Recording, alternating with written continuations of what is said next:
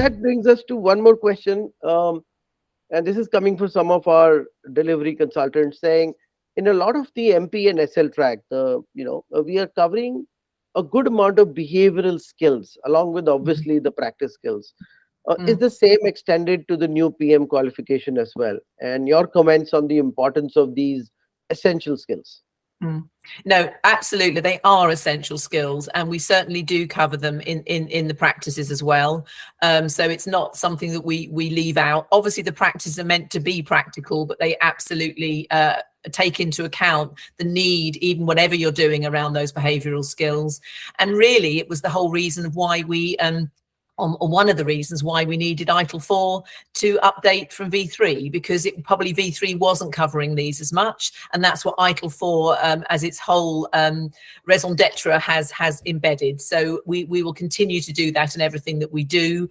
It's why we do the extension modules as well, because there's a lot of behavioural things in there, how we're dealing with cloud and sustainability. These are big topics, and that's why we felt we've needed to have those extension modules, although they're not prerequisites to getting the master, just to be clear on that, because I've mentioned those extension modules. They are standalone modules. You don't have to do those to get the masters.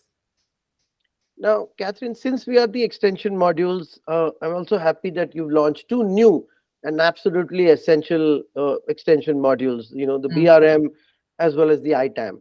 Can you explain a little bit about their importance in actual end-to-end management of services? Yes, again, and we're trying to give in the ITIL framework as much flexibility as possible. So we appreciate that there are many job roles that are very specific that we want to help ITIL with. And that's why we say we did cloud and sustainability, because there were people asking for those special things. So what we're doing with the specialist modules for BRM and asset management is a lot more detail. So they will be, and you're quite right, they do, there's stuff in there that will obviously be in the practice manager as well, but these are much bigger qualifications that go a much deeper dive. And that is why, actually, Sunil, if you do the BRM or the asset manager specialist modules, they would count in the practice manager as well. So you could do that if you wanted to, because they do they are a practical certification, so they would equally count. But just to be clear, the sustainability and cloud don't count in the practice manager because they're a completely different topic. Okay.